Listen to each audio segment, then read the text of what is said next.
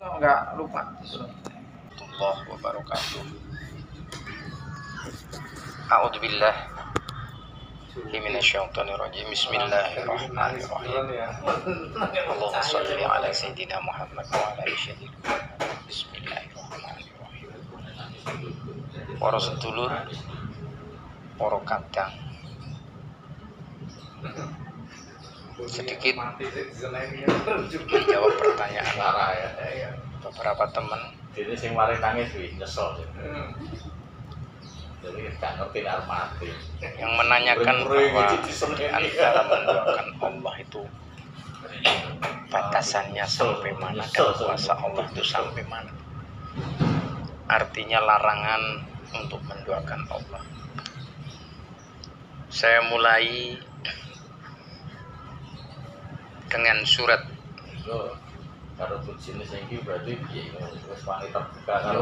Al-An'am ayat 88. Allah berfirman yang artinya, dan jika seandainya mereka menyekutukan Allah, maka sungguh akan hapuslah amal yang telah mereka kerjakan.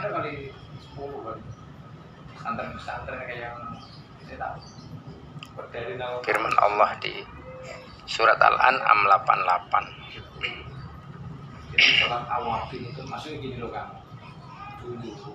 Penjelasan arti makna mendoakan Allah atau mensekutukan Allah adalah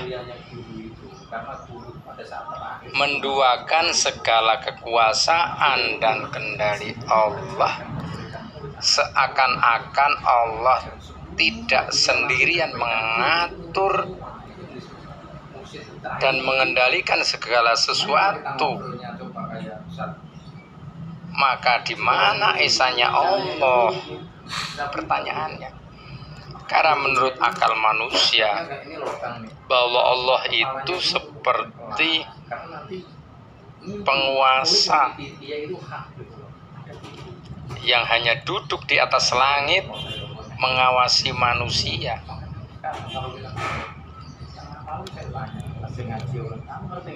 Jika demikian artinya ada dua kekuasaan, kuasa manusia dan kuasa Allah. Padahal kata Allah, tiada bergerak apapun tanpa izin Allah. Lalu bagaimana manusia bergerak jika tanda kuasa kendali Allah? Saya ulang, bagaimana manusia bergerak jika tanpa kuasa atau kendali Allah?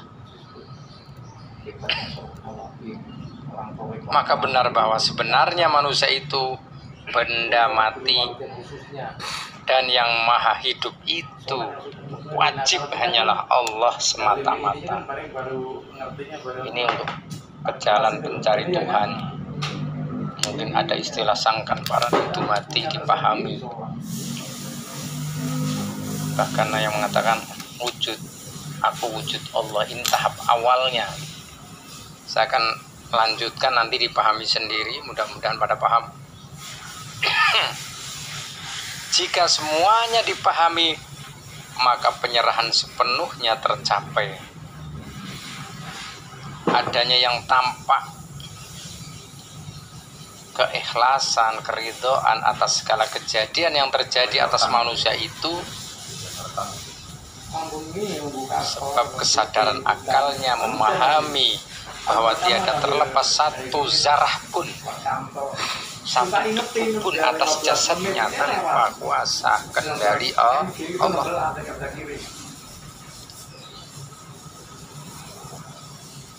Manusia yang memahami ini semakin hari semakin memahami, hingga ia merasa benar-benar fakir atau tidak punya sesuatu, tiada memiliki apa-apa. Fakir di sini artinya tiada merasa atau memiliki apapun atas apa yang ada pada dirinya kecuali milik Allah, termasuk segala kejadian dalam kehidupannya dalam kuasa dan kendali Allah Subhanahu wa ta'ala. Inilah awal bagi yang baru belajar memahami ilmu Allah. Belajar melenyapkan keberhalaan atas segala yang ada dan dijalani. Berhala ini ialah sesuatu yang dipahami seakan-akan di luar kuasa kendali Allah, termasuk segala wujud, bentuk, warna, nama, atau apapun istilahnya. Manusia suka berkata tiada lain kecuali Allah, tetapi masih ada keberhalaan akalnya yang merasa jauh dari Allah. Kalau saya nggak kerja, saya nggak makan. Kalau saya nggak minum obat, saya mati, dan lain sebagainya.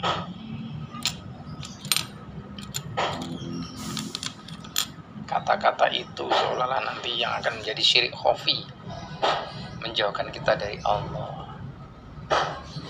Makna jauh dari Allah di sini artinya dengan sengaja mencerai, memisahkan kekuasaan Allah atas segala yang manusia perbuat.